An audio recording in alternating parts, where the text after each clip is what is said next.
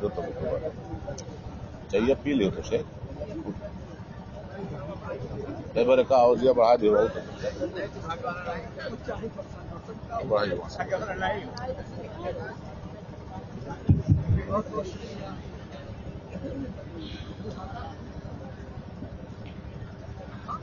السلام علیکم ورحمۃ اللہ وبرکاتہ.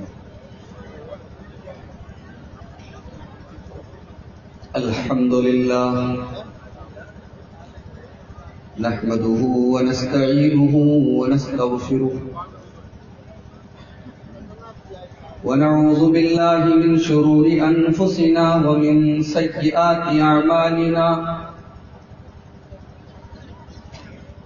من يهده الله فلا مضل له ومن يضلل فلا هادي له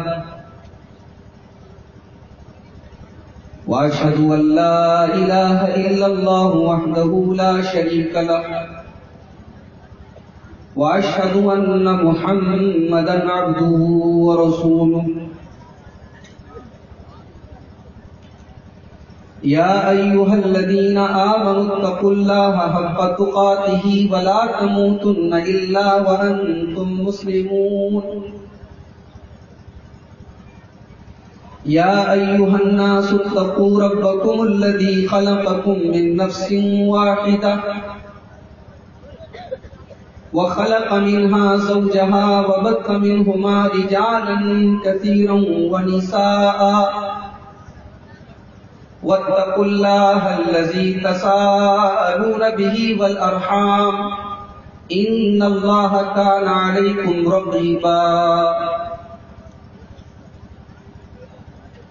يا أيها الذين آمنوا اتقوا الله وقولوا قولا سديدا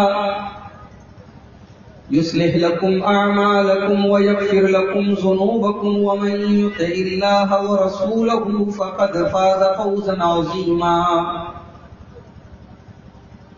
أما بعد فإن خير الحديث كتاب الله وخير الهدي هدي محمد صلى الله عليه وسلم وشر الأمور محدثاتها وكل محدثة بدعة وكل بدعة ضلالة وكل ضلالة في النار. أعوذ بالله من الشيطان الرجيم. بسم الله الرحمن الرحيم. ومن يقنط منكن لله ورسوله وتعمل صالحا نؤتها أجرها مرتين وأعتدنا لها رزقا كريما.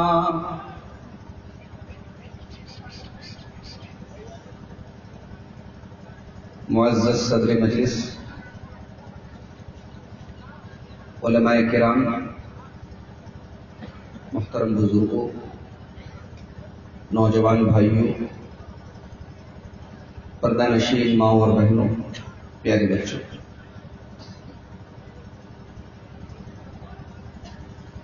رات کے تقریباً 12:30 بج رہے ہیں. موسم میں ٹھنڈک کا احساس ہے اور آپ لوگوں کا یہ جذبہ قابل تعریف ہے کہ رات کے اس طویل حصے تک آپ موجود ہیں اور ابھی بھی اس حوصلے کے ساتھ بیٹھے ہیں کہ قرآن و حدیث کی باتیں جو بیان کی جائیں گی اس کو بغور سنیں گے. اللہ تعالیٰ آپ سب کا، ہم سب کا یہ جذبہ قبول فرمائے. کہنے اور سننے سے زیادہ اللہ تعالیٰ ہم سب کو عمل کرنے کی توفیق عطا فرمائے. مولانا عبدالحکیم المدنی حفظہ اللہ کی زبانی میں ایک بہت ہی بہترین تقریر، ایک دردمندانہ تقریر آپ سماعت فرما رہے ہیں. میں مولانا کی کہی گئی باتوں سے نہ صرف یہ کہ اتفاق رکھتا ہوں، بلکہ واقعی میں محسوس کرتا ہوں کہ آج امت کے اوپر جو بھی پریشانیاں اور جو بھی مسائل ہیں ان کے بہت حد تک ذمہ دار ہم اور آپ ہیں. ہمارے گھروں کے بچے آج ان کو دینی تعلیم پہنچانے کا کیا ذریعہ ہے؟ لے دے کر یہ ٹوٹے پھوٹے مدرسے،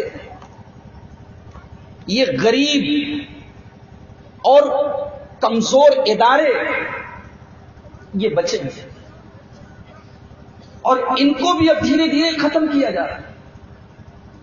میرے بھائیوں، اپنے سینے پر اپنے دل پر ہاتھ رکھ کے بتاؤ کہ آپ کے اس گاؤں میں یا آس پاس کے تمام گاؤں میں جو تھوڑا سا بھی کھانے کمانے کے لائق انسان ہے، کیا وہ اپنے بچوں کو مدرسے میں ڈالتا ہے؟ نہیں ڈالتا. مدرسے کا مطلب غریب بچہ، مدرسے کا مطلب لوور کلاس کا بچہ، مدرسے کا مطلب وہ جس کے پاس فیس دینے کی طاقت نہیں، جس کے پاس اپنے بچوں کو پڑھانے کی طاقت نہیں ہے، وہ اپنے بچوں کو جا کے مدرسے میں ڈالے. اور چونکہ میں خود ایک مدرسے کا ٹیچر ہوں، میں کبھی کبھی غور کرتا ہوں کہ ہماری قوم کا کیا حال ہے. ہمارے مدرسے میں، بنارس میں جس مدرسے میں پڑھاتا ہوں، ایک بچہ مہینے میں 4 دن آتا تھا، 25 دن نہیں آتا تھا. 2-4 مہینے کے بعد وہ بچہ ابھی کلاس میں آیا تو میں نے اس سے پوچھا کہ کیا بات ہے، تم مدرسے میں نام تمہارا، ایڈمیشن تمہارا کرایا گیا، نام تمہارا لکھایا گیا، تم کبھی آتے ہو کبھی نہیں آتے ہو، زیادہ تر نہیں آتے ہو. اس بچے کی عمر مشکل سے 8 یا 10 سال ہے. وہ بچہ مجھ سے کہتا ہے کہ مولوی صاحب، میرے ابا مجھ سے کام کرواتے ہیں، میرے ابا مجھ سے کام کرواتے ہیں، میں اس لیے مدرسے نہیں آتا. یہ ہماری بے غیرتی اور بے حسی کی انتہا ہے. ہم اپنے 8-8 10-10 سال کے بچوں سے کام کرواتے، ان کی کمائی کھاتے. ہو سکتا ہے کہ آپ کہیں کہ مولوی صاحب بہت غریب باپ رہا ہوگا، مگر میں نہیں مانتا. میں نے اپنی انہی آنکھوں سے مدھیہ پردیش کی سرزمین پر یہ تجربہ بھی دیکھا ہے، یہ مشاہدہ بھی ہوا ہے کہ ایک غیر مسلم ٹھیلے پر سامان بیچنے والا صبح سویرے اپنے ٹھیلے کا سامان دوسرے دکاندار سے کہتا ہے تو سامان میرا دیکھ، اور اپنے بچے کو سائیکل پر بٹھاتا ہے، انگلش میڈیم اسکول میں مہنگی فیس دے کر اپنے بچے کو پڑھا، کیونکہ اسے پتا ہے تعلیم کی اہمیت کیا ہے. وہ 100 روپیہ اگر کماتا ہے تو 50 روپیہ بھی اگر اپنے بچے کی تعلیم پر خرچ کرنا پڑے تو وہ دریغ نہیں کرتا.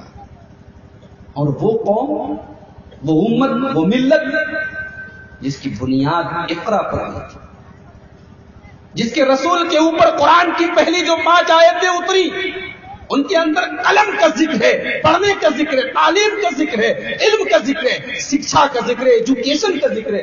آج اس امت کا حال یہ ہے کہ گورنمنٹ کی رپورٹ بتا رہی ہے کہ ہندوستان میں دلتوں سے زیادہ خراب حالت مسلمانوں کی تعلیم ہے. ہم تو نہ دھوبی کا کتا، نہ گھر کا، نہ گھاٹ کا، نہ ہم دنیاوی تعلیم میں آگے ہیں، نہ دینی تعلیم میں آگے. لے دے کر تھوڑے بہت یہ عربی کے مدرسے، یہ مکاتب، یہ ادارے تھوڑی بہت دین کی تعلیم دیتے تھے، اب یہ دھیرے دھیرے بند ہو رہے ہیں. مسجدوں سے مکتب کا سسٹم اٹھ رہا ہے، اور میں پورے یقین کے ساتھ بتا رہا ہوں کہ اب آپ کے ان گاؤں کے اندر دین کی تعلیم کا کوئی انتظام اب دھیرے دھیرے بچا گیا. سال میں ایک بار جلسہ ہو گیا، رات بھر تقریر ہو گئی، ہم نے دین کا حق ادا کر دیا. میرے بھائیو، اللہ ہمارے حالات پر رحم فرمائے. اللہ ہمیں اپنے دین کو سیکھنے کی، اپنے دین کی طرف توجہ دینے کی توفیق عطا فرمائے. میں نے موضوع کچھ اور بنایا تھا، لیکن یہاں آنے کے بعد مولانا الیاس صاحب نے بتایا کہ مولوی صاحب 8-10 ہزار کے قریب عورتیں آئی ہیں، مردوں کی کئی گنا زیادہ ہے. تو میں نے یہ سوچا کہ ہماری ماؤں بہنوں کے تعلق سے بھی کچھ باتیں ضرور ہونی چاہیے. اتنی بڑی تعداد میں ان کی اگر نمائندگی ہو رہی ہے، وہ آئی ہیں، اور چونکہ 8 مارچ کی تاریخ تھی، 12 بجے کے بعد تو چینج ہو گئی. 8 مارچ کی تاریخ جو ہے پوری دنیا میں مہیلا دیوس کے روپ میں منائی جاتی ہے. یوم خواتین منایا گیا تھا 8 تاریخ کو. ہمارے وزیر اعظم صاحب نے بھی آج بیان دیا تھا کہ میں چاہتا ہوں کہ لڑکیاں ہوائی جہاز چلائیں. تو آج دنیا میں یہ ڈھکوسلا نیا قائم کیا گیا کہ 8 مارچ کو یوم خواتین منایا جا رہا ہے, عورتوں کا دن منایا جا رہا ہے, وومنس ڈے.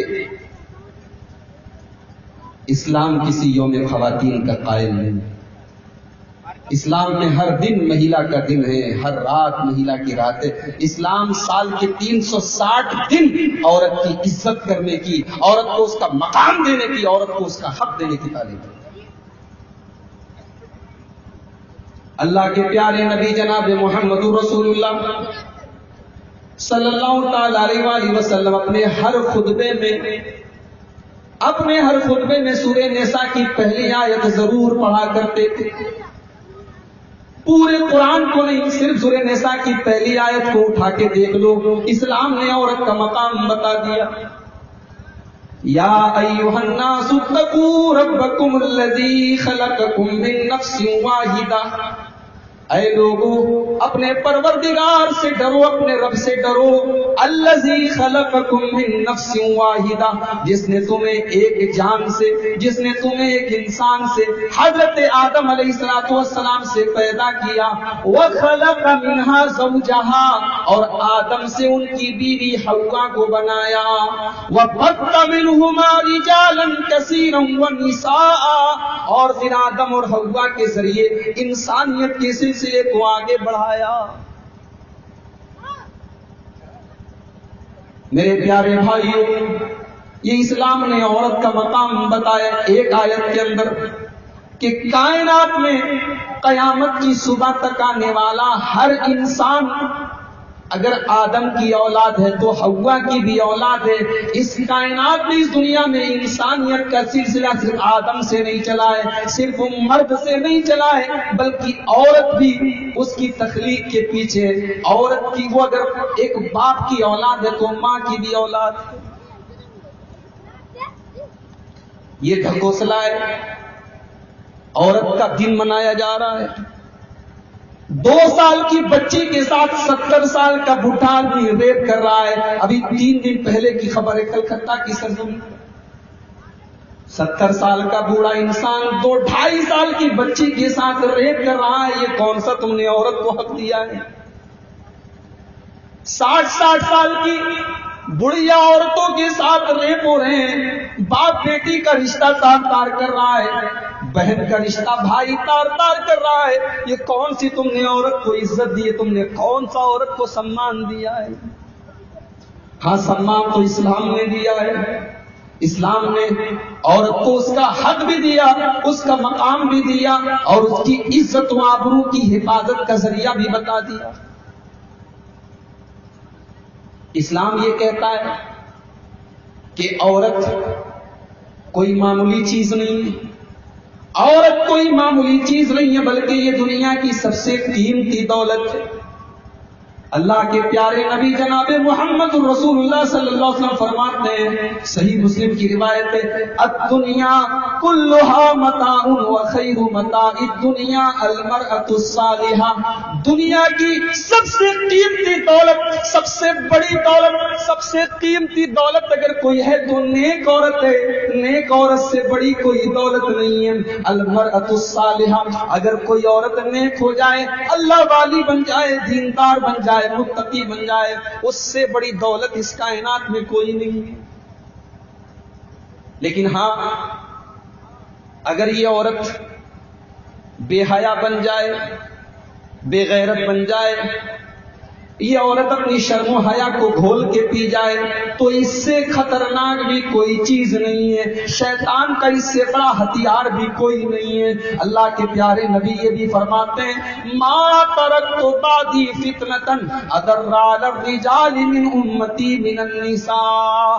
میں نے اپنی امت کے مردوں کے لیے عورت سے زیادہ خطرناک کوئی فتنہ نہیں چھوڑا ہے. دنیا کا سب سے خطرناک فتنہ اگر میری امت کے مردوں کے لیے کوئی ہے وہ عورت ہے. عورت سے خطرناک کوئی چیز نہیں ہے. میری ماؤں بہنوں, اب فیصلہ آپ کے اوپر ہے. آپ دنیا کی سب سے قیمتی دولت بننا چاہتی ہیں یا دنیا کا سب سے خطرناک فتنہ بننا چاہتی ہیں؟ ایک اور حدیث اپنے سامنے رکھی. اللہ کے پیارے نبی جناب محمد رسول اللہ صلی اللہ علیہ وسلم فرماتے ہیں الدنیا حلوۃ خضرہ، دنیا بڑی میٹھی ہے اور دنیا بڑی ہری بھری ہے. یہاں ایک غور کرنے والی چیز ہے، ہر میٹھی چیز جلدی خراب ہوتی ہے، یہ ہمارا تجربہ ہے. جتنے پھل میٹھے ہیں وہ جلدی سڑ جاتے ہیں، جو تھوڑے کڑوے کسلے ہیں وہ جلدی خراب نہیں ہوتی. میٹھی چیزیں جلدی خراب ہوتی ہیں، اور جتنی چیزیں ہری ہوتی ہیں وہ بھی جلدی سڑ جاتی ہیں. اللہ کے پیارے نبی فرماتے ہیں دنیا حلوۃ خضرہ، دنیا میٹھی ہے اور دنیا ہری بھری ہے. یعنی اے دنیا کے پیچھے بھاگنے والوں، اس دنیا کی چکا چوند، اس دنیا کی روشنی، اس دنیا کی چادری زیادہ دیر تک باقی رہنے والی نہیں ہے. یہ میٹھی ہے، یعنی بہت جلدی یہ سڑ جائے گی، ختم ہو جائے گی. کتنا عیش کرو گے، کتنا تم عیش کرو گے، 50 سال کرو گے، 40 سال کرو گے، اس کے بعد تو تمہیں بھی قبر میں جانا ہوگا. کتنے دن تک تم دنیا کی نعمتوں کا فائدہ اٹھاؤ گے؟ دنیا کماؤ، دنیا کے پیچھے بھاگو، کتنے دن تک بھاگو؟ دنیا میٹھی ہے اور دنیا ہری بھری. وَإِنَّ اللَّهَ مُسْتَخْلِفُكُمْ فِيهَا، اور اللہ کے نبی فرماتے ہیں کہ اللہ تعالیٰ نے دنیا میں تم کو بھیجا ہے لِيَنْظُرَ كَيْفَ تَعْمَلُونَ، تاکہ وہ تمہارے عمل کا امتحان لے. وہ تمہاری پریکشا لینا چاہتا، تمہارا امتحان لینا چاہتا تم کیسا عمل کرتے ہو. پھر آگے اللہ کے نبی فرماتے فَاتَّقُوا الدُّنْيَا وَاتَّقُوا النِّسَاءَ، اے میرے امت کے لوگوں، تم دنیا سے بچتے رہنا اور عورت سے بچتے رہنا. ہمارے علماء بیٹھے ہوئے غور کریں، اللہ کے نبی نے ایک طرف دنیا کا نام لیا اور دوسری طرف عورت کا نام لیا. یعنی ساری دنیا کے فتنے ایک طرف ہیں اور عورت کا فتنہ ایک طرف ہے. اگر ترازو کے پلڑے میں ساری دنیا کے فتنے کو رکھ دیا جائے اور دوسرے پلڑے میں عورت کے فتنے کو رکھ دیا جائے تو عورت کا فتنہ دنیا کی تمام فتنوں سے بڑا فتنہ ہے. عورت اگر اپنے فتنے پر اتر جائے تو کوئی مولوی، کوئی عالم، کوئی ولی، کوئی متقی، کوئی پرہیزگار بچ نہیں سکتا. یہ زاہد کے زہد و پارسائی کا زام ختم کر دے، یہ متقی کے تقوی کو توڑ دے، یہ عابد کی عبادت میں خلل ڈال دے. یہ عورت اتنا بڑا فرق ہے. اللہ کے نبی فرماتے ہیں فَاتَّقُوا الدُّنْيَا وَاتَّقُوا النِّسَاءَ، دنیا سے بچو اور عورت سے بچو. فَإِنَّ أَوَّلَ فِتْنَةٍ فِي بَنِي إِسْرَائِيلَ كَانَتْ فِي النِّسَاءِ، اس لیے کہ بنی اسرائیل کے اندر، یہودیوں کے اندر سب سے پہلا فتنہ اسی عورت کی وجہ سے پیدا ہوا تھا. میری پیاری ماں و بہنوں، ایک طرف آپ کا اتنا اونچا مقام ہے کہ آپ کو اللہ کے نبی دنیا کی سب سے قیمتی دولت قرار دے رہے ہیں، اور دوسری طرف اگر عورت بے حیا ہو جائے، شیطان کا آلہ بن جائے، شیطان کا ہتھیار بن جائے تو اس سے بڑا کوئی فتنہ نہیں ہے. ایک اور حدیث دیکھ لیجیے، ابن ماجہ کی روایت ہے.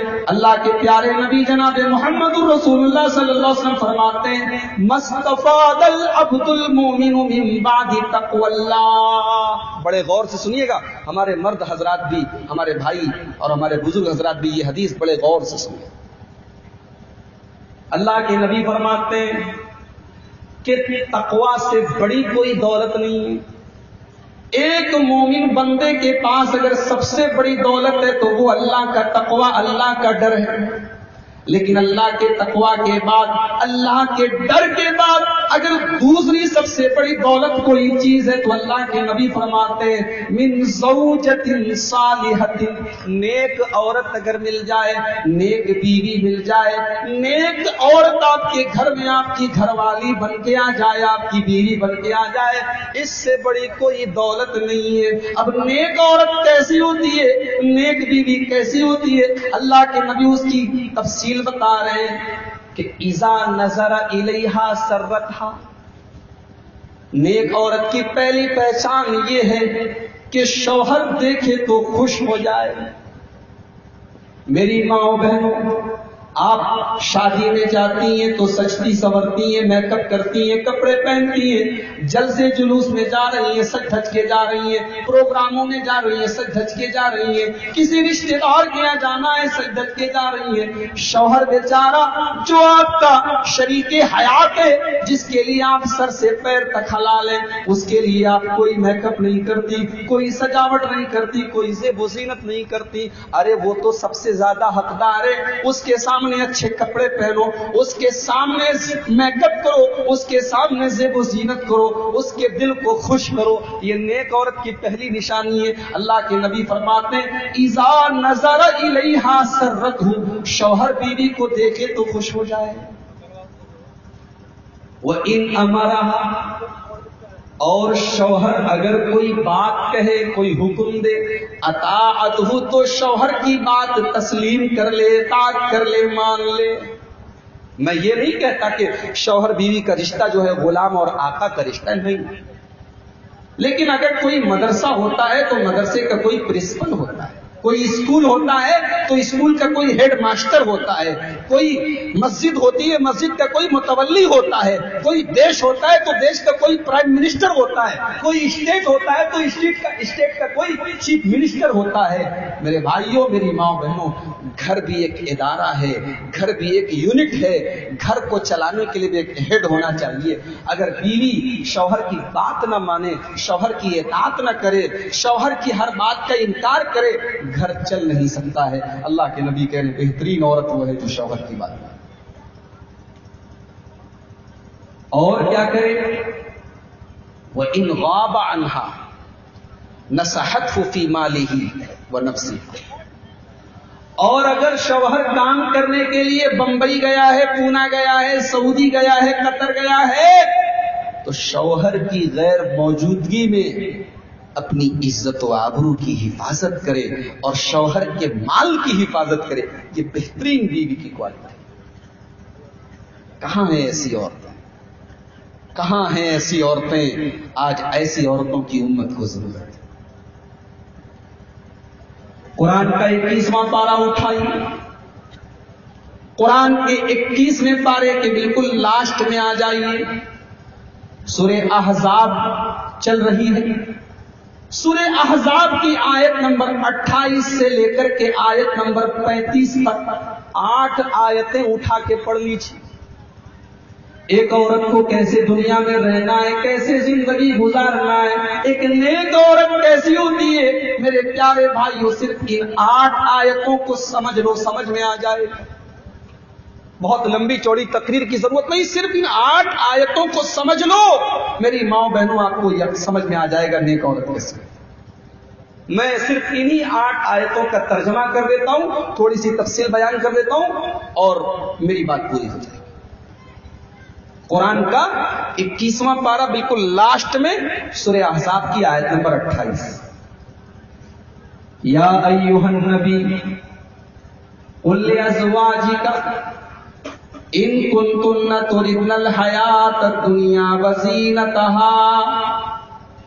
اے نبی، آپ اپنی عورتوں سے کہہ دو، اے نبی آپ اپنی عورتوں سے کہہ دیجئے، ان کنتن تردن الحیات الدنیا، اے میری بیویوں، اگر تمہیں دنیا کی زندگی چاہیے، دنیا کا آرام چاہیے، دنیا کی چمک دمک چاہیے، فتعالین امتعکن واسرحکن سراحا جمیلا.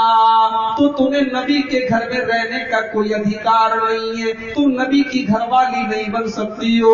تمہیں نبی کے گھر میں رہنا ہے تو دنیا کی کمانا اور دنیا کو اپنی زندگی کا مقصد نہیں بنانا ہے. تمہیں دنیا کا عیش و آرام چھوڑنا پڑے گا، تمہیں آخرت کی تیاری کرنی پڑے گی.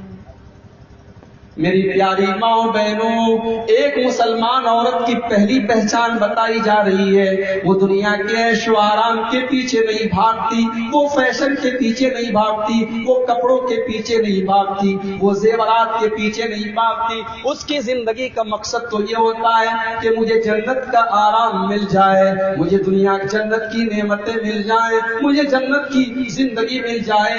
وہ جنت پانے کے لیے دنیا میں اپنی زندگی پریشان میں گزار دیتی ہے، تکلیفوں میں گزار دیتی ہے۔ ذرا نبی کی عورتوں کی زندگی اٹھا کے دیکھو۔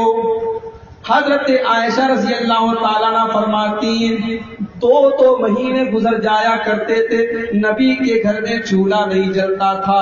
حضرت عائشہ فرماتی ہیں کہ 3 چاند نظر آ جاتے تھے، لیکن محمد رسول اللہ کے گھر میں چولہا نہیں جلتا تھا۔ کھجور اور پانی کے بل پر نبی کے فیملی والے، نبی کے پریوار والے گزارا کر لیا کرتے تھے۔ میری پیاری ماں بہنوں، آج اللہ تعالیٰ نے بہت کچھ نوازا ہے آپ کو، پھر بھی آپ کی زبان پر اللہ کا شکر ادا نہیں ہوتا، پھر بھی آپ اللہ کی بھی ناشکری کرتی ہیں، اپنے شوہروں کی بھی ناشکری کرتی ہیں۔ بخاری کی وہ حدیث اٹھائیے، حضرت عائشہ رضی اللہ تعالیٰ عنہ فرماتی ہیں میں گھر میں بیٹھی ہوئی تھی، ایک عورت آتی ہے، 2 چھوٹی چھوٹی بچیاں اس کے ساتھ ہیں، اس نے کچھ کھانے کی چیز مانگی۔ حضرت عائشہ فرماتی ہے فلتمستو، میں نے گھر کی تلاشی لی، میں نے پورا گھر کھنگال ڈالا، لیکن مجھے پورے گھر میں کوئی کھانے کی چیز نہیں ملی، الا تمرتن، بہت تلاش کرنے کے بعد مجھے ایک کھجور ملی، وہ کھجور میں نے اٹھا کے اس عورت کو دے دی۔ اللہ اکبر، کیا دل تھا حضرت عائشہ کے پاس، گھر میں کچھ نہیں ہے، ایک کھجور ہے، وہ بھی اٹھا کے اس عورت کو دے دی۔ لوگ کہتے ہیں کہ حاتم طائی بہت بڑا سخی تھا، سخاوت کا ذکر آتا ہے تو لوگ حاتم طائی کا ذکر کرتے ہیں۔ میں نے کہا کہ سخاوت کا ذکر اگر دیکھنا ہے تو ذرا میرے رسول کی بیوی، میرے رسول کی زوجہ محترمہ اور ہم سب کی پیاری اماں حضرت عائشہ کی زندگی میں اٹھا، ایک کھجور ہے، وہ بھی اٹھا کے اس عورت کو دے دیتی۔ وہ لوگوں ذرا غور کرو، یہ کائنات کے امام کا گھر ہے، یہ رسول پاک کا گھر ہے، رسول کا گھر ہے، نبی کا گھر ہے، لیکن پورے گھر میں کھانے کی ایک کھجور کے علاوہ کوئی چیز نہیں ہے۔ اور نبی کی بیوی کیسی اللہ والی ہے، کیسی آخرت کی طلبگار ہے کہ وہ ایک کھجور بھی اٹھا کے اس عورت کو دے دیتی ہے۔